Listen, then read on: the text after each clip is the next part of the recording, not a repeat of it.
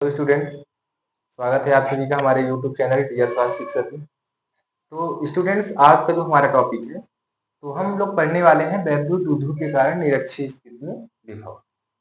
ठीक है, ये जो है तो क्लास 12 फिजिक्स का और बोर्ड एग्जाम के दृष्टिकोण से बहुत इंपॉर्टेंट क्वेश्चन है। ये अक्सर 5 नंबर में या फिर ऑब्जेक्टिव टाइप क्वेश्चन में पूछा जा सकता है। तो हम इसको देखते हैं। उसके पहले मैं बता देना चाहता हूँ कि वैद्युत विधु होता क्या है।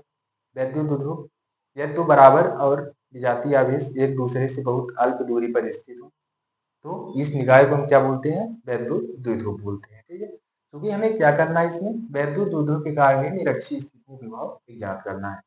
तो सबसे पहले हम वैद्युत द्विध्रुव बना लेंगे। ठीक है, हमने यहाँ पास एक वैद्युत द्विध्रुव बना लिया। वैद्युत द्विध्रुव का नाम दे दिया हमने ए और बी। ठीक, और इसमें क्या होता है, बराबर और विजातीय आवेश होते हैं।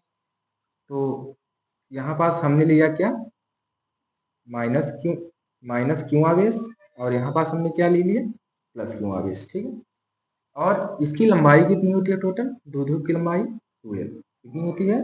2l। ठीक है, और निरक्षीय स्थिति में हमें जहाँ विभव ज्ञात करना होता है वह कहाँ, बिंदु कहाँ होता है?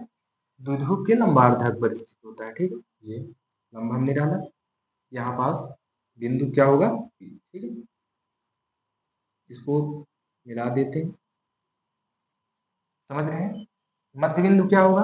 ओ, इसको ओ नाम देंगे। ओ से आर दूरी पर कोई बिंदु क्या होगा? पी होगा। तो अब लिखेंगे क्या है हम लोग यहाँ पास? माना ए बी एक वैद्युत द्विध्रुव है जो कि माइनस क्यू एवं प्लस क्यू आवेशों से मिलकर बना हुआ है, जिसकी लंबाई 2l है। ठीक है, अर्थात पैरावैद्युतांक क्या है इसका? कि ओ से आर दूरी पर कोई बिंदु पी है, जिस पर हमें क्या करना है? निरक्षीय स्थिति में विभव ज्ञात करना है। ठीक है, जिस पर हमें विभव ज्ञात करना है, क्योंकि ये मिडिल में है ना, इधर से, और इन दोनों की लेंथ जो है, लंबाई जो है सेम है, इसलिए ये इनकी टोटल लंबाई 2l है, तो इसकी l हो जाएगी और इसकी l, दोनों को मिला के 2l इसकी लंबाई हो जाएगी, है ना। अब क्या करेंगे हम, क्योंकि लिखने को हमने बता दिया, माना ए भी एक वैद्युत द्विध्रुव है जो कि माइनस के एवं प्लस के आवेश से मिलकर बना हुआ है, अर्थात पैरावैद्युतांक के है, वो से आर दूरी पर कोई बिंदु पी है, जिस पर हमें निरक्षीय स्थिति में विभव ज्ञात करना है। तो हम सबसे पहले क्या करेंगे, विभव ज्ञात करने के लिए ए से पी के बीच की डिस्टेंस फाइंड करेंगे और बी से टी के बीच। तो चूंकि ये दोनों क्या है, यहाँ पास समकोण त्रिभुज बना हुआ है ना।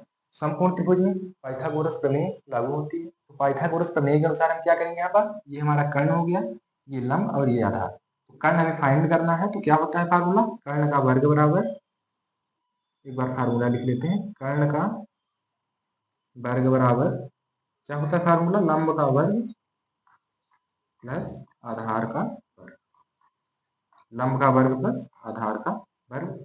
यहाँ पास कर्ण क्या है हमारा? कर्ण एपी है ना, एपी का स्क्वायर बराबर लंब कितना है? लंब है ओपी, ओपी स्क्वायर प्लस आधार कितना है? ओए, है ना। आधार कितना है? ओए का स्क्वायर। अब यहाँ पास हम, क्योंकि एपी की वैल्यू कितनी है फाइंड करना है ना। ओपी की वैल्यू कितनी है हमारे पास? ओपी की वैल्यू आर है। ठीक है, आर स्क्वायर प्लस ओए की वैल्यू कितनी है? एल, है ना, एल स्क्वायर। एपी स्क्वायर बराबर कितना हुआ? R square plus l square. AP बराबर कितना हो जाएगा? Under root r square plus l square. ठीक है, समझ में आया इतना? अब उसके बाद हम क्या करेंगे, क्योंकि इन दोनों की यहाँ पास एक चीज हमने देखा, एपी बराबर क्या है? बीपी। ठीक है, एपी बराबर, क्योंकि एपी बराबर बीपी, इसलिए बीपी बराबर कितना हो जाएगा?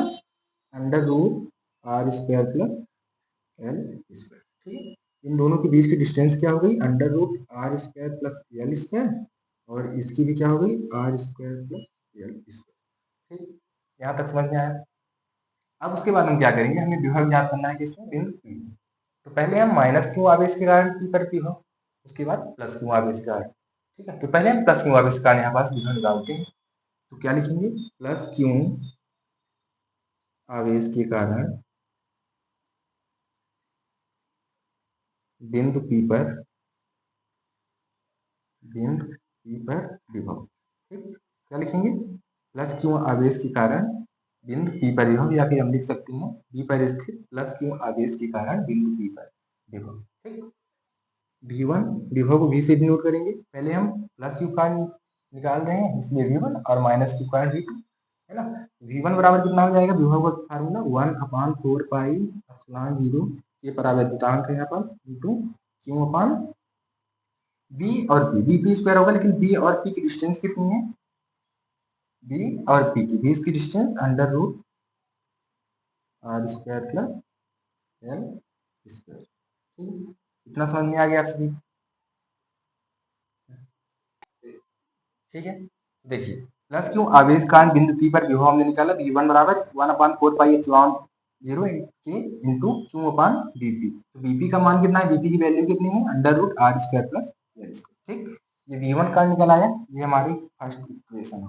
उसके बाद हम क्या करेंगे, माइनस क्यों आवेश के कारण बिंदु P पर विभव निकालेंगे।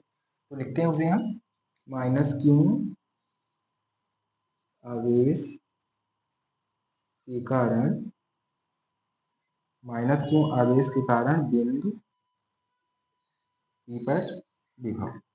ठीक है, माइनस क्यों आवेश के कारण बिंदु P पर विभव क्या हो जाएगा, सेम उसी प्रकार होगा ये भी। कैसे, V2 बराबर 1/4πε0 के इंटू Q अपान, इसमें AP हो जाएगा, तो AP की वैल्यू कितनी है यहाँ पास हमारे पास, under root R square plus L square.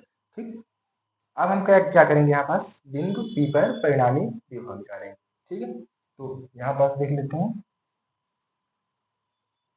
बिंदु P पर,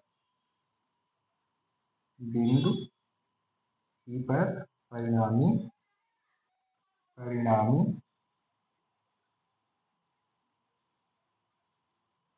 बिंदु P पर परिणामी विभव, परिणामी विभव को हम V से डिनोट करेंगे, V1 प्लस V2।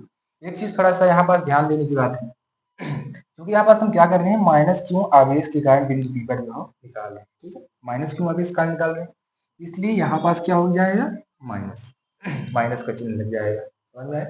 आप क्या करेंगे, बिंदु P पर परिणामी विभव निकालेंगे, यहाँ पास V बराबर, V1 की वैल्यू कितनी है, V1 की 1/4πε0 के into Q upon under root R square plus L square, और उसके बाद यहाँ पास प्लस है, चूंकि V2 की वैल्यू किस में है, माइनस में है, इसलिए प्लस माइनस का गुना अगर हम करेंगे तो क्या हो जाएगा, माइनस हो जाएगा, इसलिए यहाँ पास माइनस लगाएंगे। उसके बाद V2 की वैल्यू 1/4πε0 के into Q upon under root R square plus L square. ठीक है, अब देखिए एक राशि यहाँ पास प्लस में है और एक राशि माइनस में है, क्योंकि जब सेम राशियाँ होती हैं और एक प्लस में और माइनस में होती हैं तो क्या हो जाती हैं, आपस में कट जाती हैं, इसलिए ये दोनों राशियाँ कट गई यहाँ पर। इसकी वैल्यू कितनी बची टोटल, 0। ठीक है, तो हम क्या लिखेंगे, क्योंकि निरक्षीय स्थिति में विभव का मान कितना होता है, 0 होता है। ठीक है, क्या होता है, वैद्युत द्विध्रुव के कारण निरक्षीय स्थिति में विभव का जो मान होता है वो क्या होता है, 0। तो हमने यहाँ पास क्या किया, वैद्युत द्विध्रुव के कारण निरक्षीय स्थिति में विभव को यहाँ पास निकाला। अगली वीडियो में हम कोई अच्छा सा टॉपिक लेंगे जो कि बोर्ड एग्जाम के दृष्टिकोण से अच्छा हो। तो चैनल में बने रहने के लिए धन्यवाद, राधे राधे।